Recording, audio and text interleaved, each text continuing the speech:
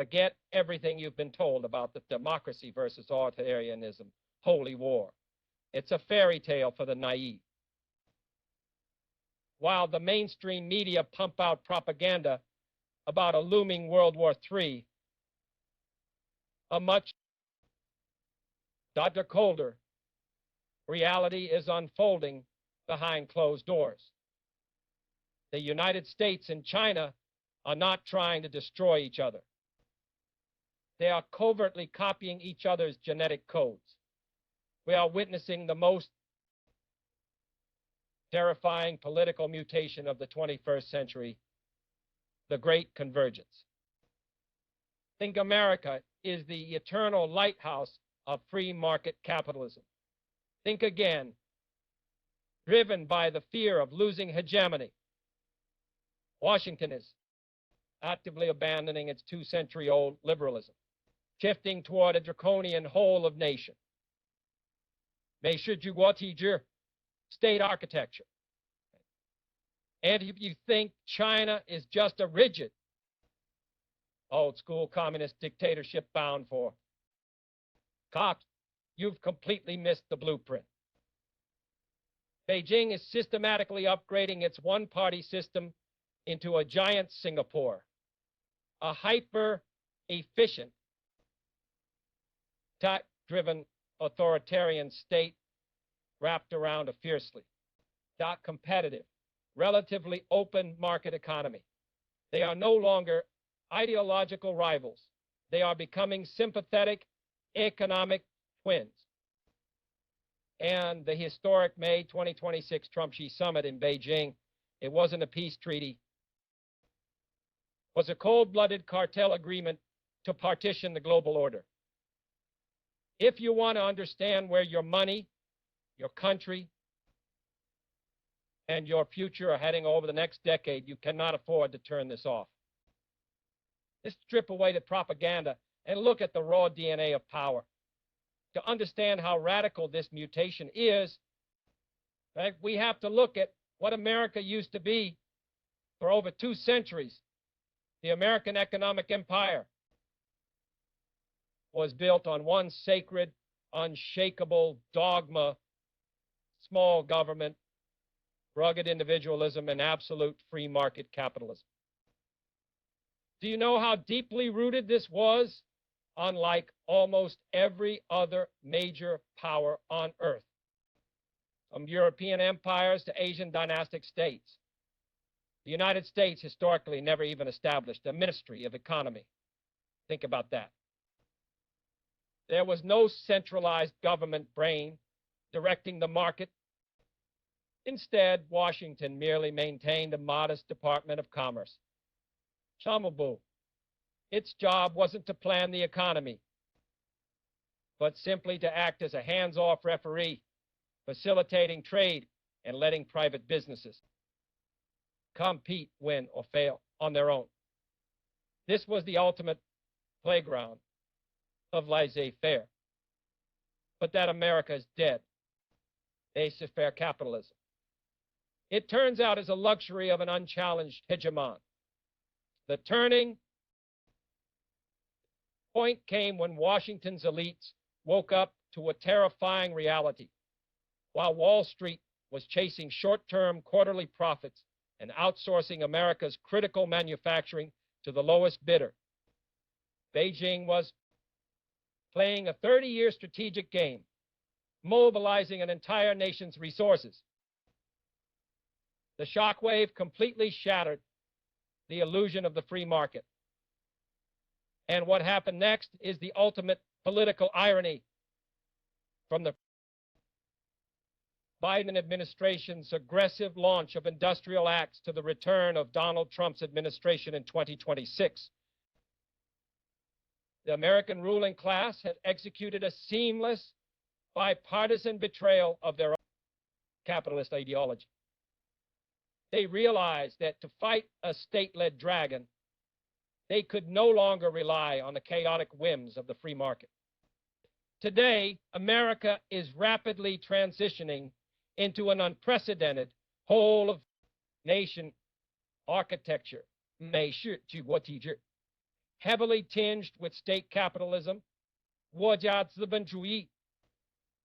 Washington has effectively built its own de facto Ministry of Economy within the deep state. The government is now handpicking industry winners and losers, using hundreds of billions of dollars in taxpayer subsidies to dictate corporate technology roadmaps, and using national security executive orders to forcibly tear apart and rebuild global supply chains. But it goes even further into what can only be described as a structural socialist transformation. 社会主义化handle upon it to pacify the populist rage of a hollowed-out middle class and prevent internal breakdown. Both parties have embraced massive debt-fueled state interventions, from capping pharmaceutical prices to direct industry bailouts and protectionist tariff walls. Uncle Sam didn't defeat the state-led model. Uncle Sam adopted it. Now here is the second explosion, and it's the one Western analysts consistently get wrong. They look at China and see a rigid communist dictatorship bound for collapse. That is a fatal misunderstanding. China's future is not a return to Soviet-style central planning. China is shifting from a crude, old-school, one-party dictatorship into a giant Singapore. Think about Singapore. It is the most sophisticated political machine on earth. A single party rules indefinitely, maintaining absolute political control and social order. Yet, economically, it is a hyper-capitalist playground that protects property rights, welcomes global elite wealth, and runs on pure market logic. Beijing's ruling class spent decades studying this model, sending tens of thousands of officials to Singapore's top universities in what was historically known as the mayor's class. Why? Because they realized that to survive, they had to upgrade their system into a highly refined tech bureaucratic. So it's teacher paired with a relatively open, free economy. In this new reality, China is moving away from blunt political oppression, replacing it with advanced Western-style regulatory tools. Look at their sudden crackdowns on tech monopolies, data privacy, and financial oligarchs. It looks exactly like the U.S. Federal Trade Commission. By using precise legal regulations to protect consumers and crush runaway corporate greed, the state successfully positions itself as the protector of the people. They don't give citizens the right to vote out the regime, but they have built what we call deliberative authoritarianism. Through massive AI data monitoring and digital feedback loops, they respond to public grievances like pollution or corruption with terrifying speed before they can turn into rebellion. It is a system that uses market efficiency and sophisticated legal frameworks to achieve permanent political stability. Two systems, once at opposite ends of the spectrum, are meeting in the exact middle. That brings us to the high-stakes drama of the May 2026 Trump-Xi summit in Beijing. The mainstream media treated it like a potential trigger for war, but realists know it was the exact opposite. It was the formal opening of a new era of constructive strategic stability. 建设性战略 Wending. Notice that there was no joint communique after the summit.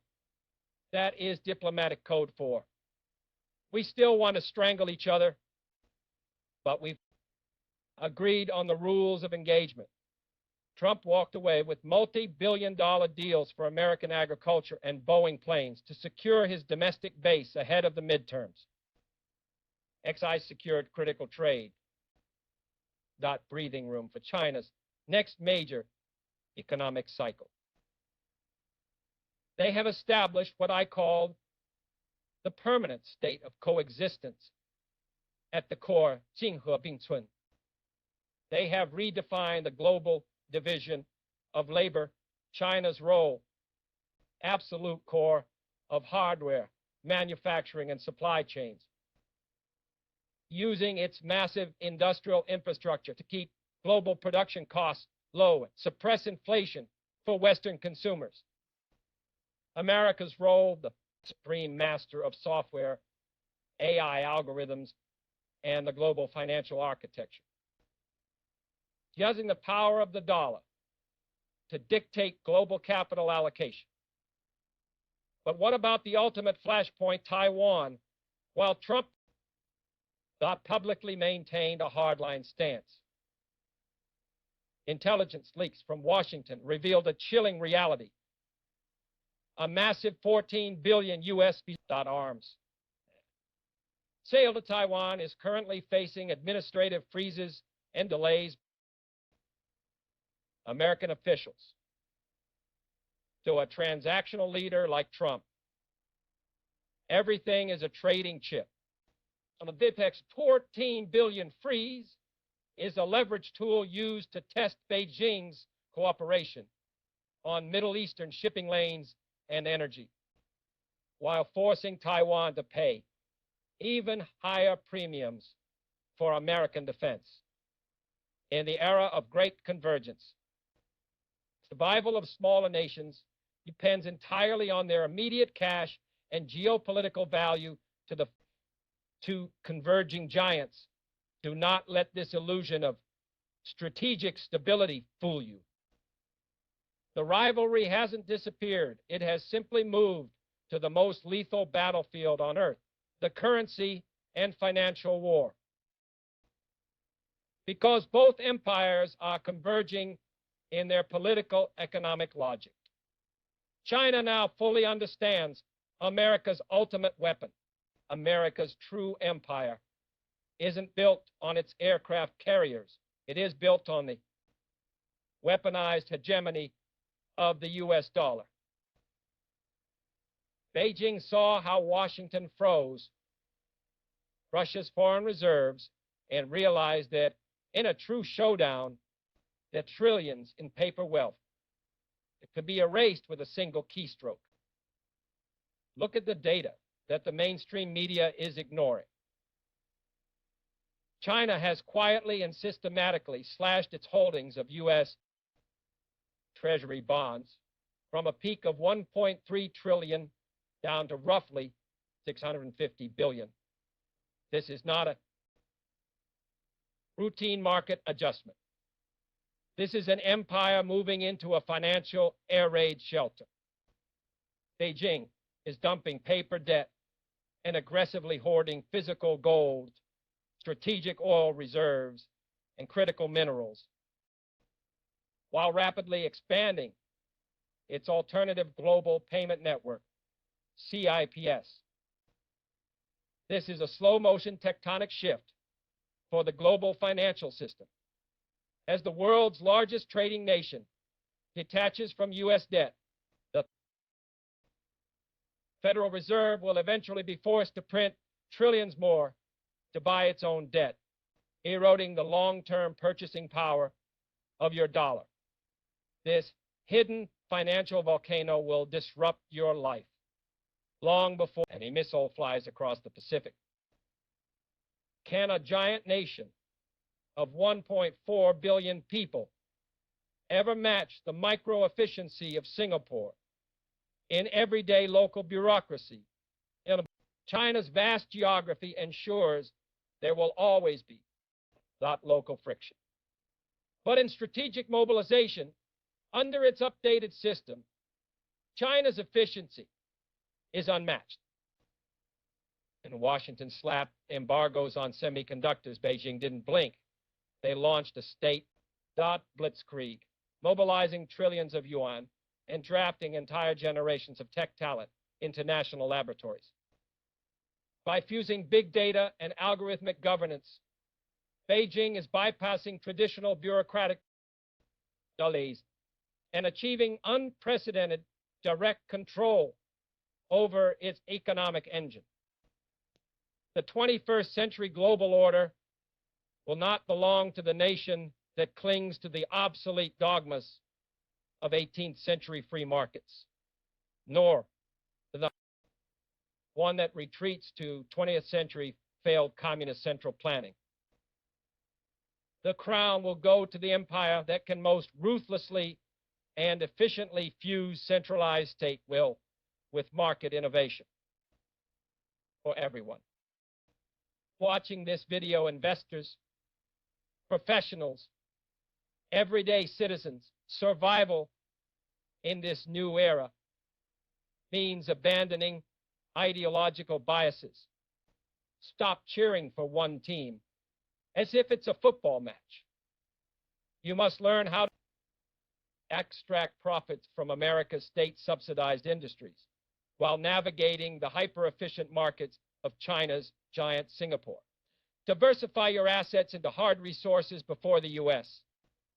debt storm hits. And place your bets strictly within the cold, calculated guardrails of superpower stability. The world is changing, and the rules of the game have been rewritten. The only question left is, are you a player at the table, or are you the prize being traded? Thanks for watching. If you want to survive the next decade with your eyes wide open, hit that subscribe button, turn on notifications, and leave your thoughts on the Great Convergence below. I'll see you in the next deep dive.